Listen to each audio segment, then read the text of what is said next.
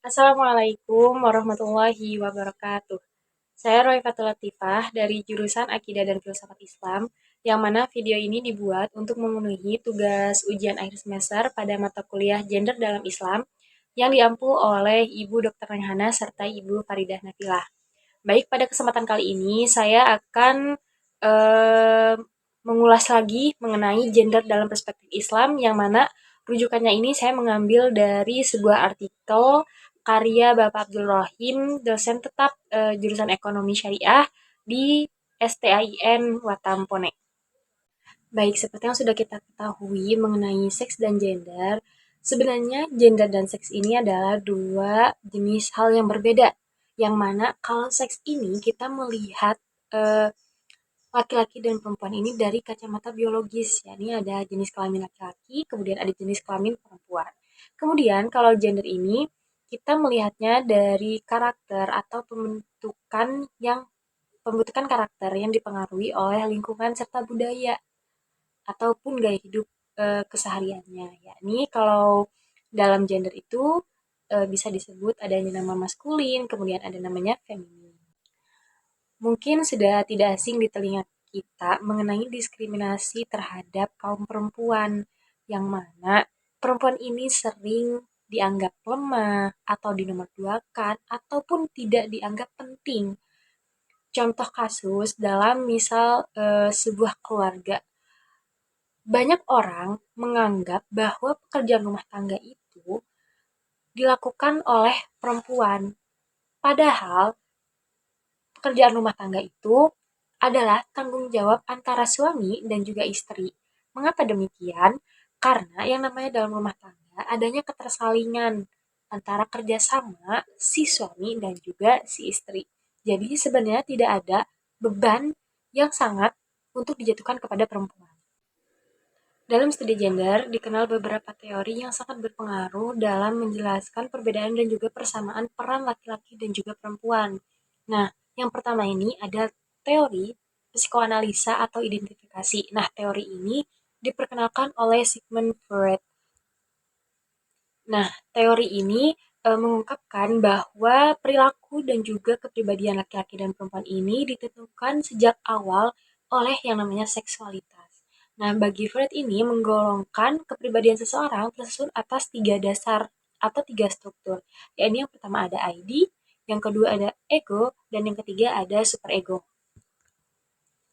Nah, ID ini adalah pembawaan sifat-sifat fisik biologis seseorang sejak lahir, termasuk juga nafsu seksual dan juga insting yang cenderung selalu agresif. ID ini bagaikan sumber energi memberikan kekuatan terhadap kedua struktur berikutnya. ID ini bekerja di luar sistem rasional dan senantiasa memberikan dorongan untuk mencari kesenangan dan kepuasan biologis. Kemudian yang kedua ini ada yang namanya ego. Nah, ego ini bekerja dalam lingkup rasional dan berupaya untuk menjinakkan keinginan dari si ID tadi. Jadi si ego ini akan menjinakkan sifat agresif dari ID yang sebelumnya. Kemudian yang ketiga ini ada yang namanya juga superego. Nah, superego ini berfungsi sebagai aspek moral dalam kepribadian dan juga berupaya mewujudkan kesempurnaan hidup. Jadi lebih dari sekadar mencari kesenangan dan juga kepuasan. Nah, superego ini juga selalu mengingatkan ego agar senantiasa menjalankan fungsinya untuk mengontrol si ID yang tadi. Kemudian ada seorang ahli psikoanalisa, yakni Harney, yang tergabung dalam kelompok Freud Circle, suatu kelompok yang menaruh perhatian khusus terhadap teori Freud. Tetapi Harney ini tidak sepenuhnya setuju kepada pendapat Freud. Ia berpendapat bahwa bukan karena kecemburuan alat kelamin perempuan berkembang menjadi lebih rendah, melainkan rasa takut yang mengendap dalam bawah sadar perempuan terhadap kelecehan vagina ketika terjadi penetrasi ataupun masturbasi. Nah, selain itu juga menekankan peranan rahim yang kompleks bagi perempuan. Nah, melihat teori tersebut antara Freud dan Harney, terdapat persamaan mendasar anatomi biologi.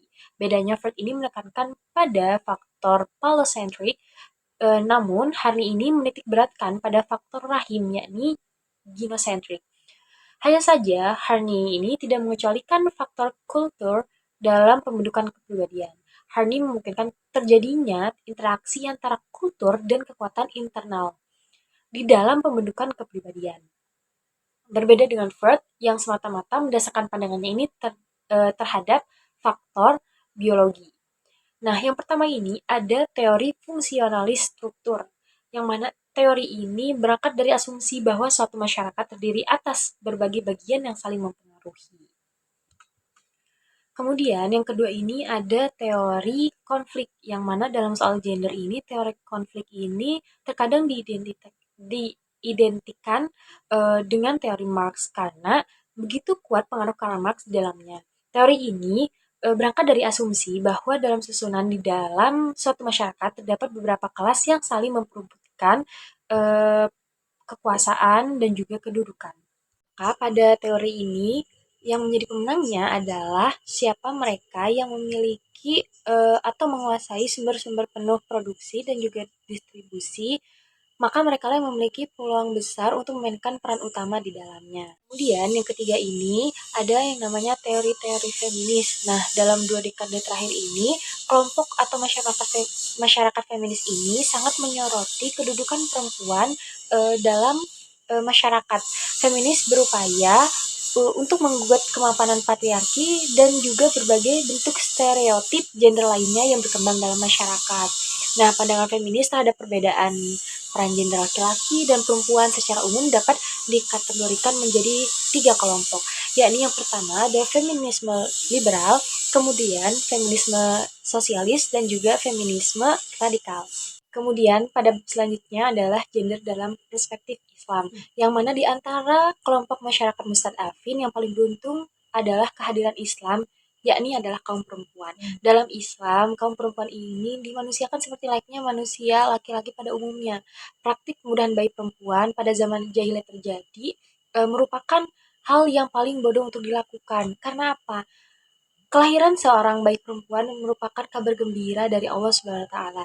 Seperti yang sudah dijelaskan dalam Quran surah An-Nahl ayat 58 sampai dengan 59, yang mana berarti dan apabila seseorang dari mereka diberi kabar dengan kelahiran anak perempuan, maka hitamlah, merah padamlah mukanya dan dia sangat marah.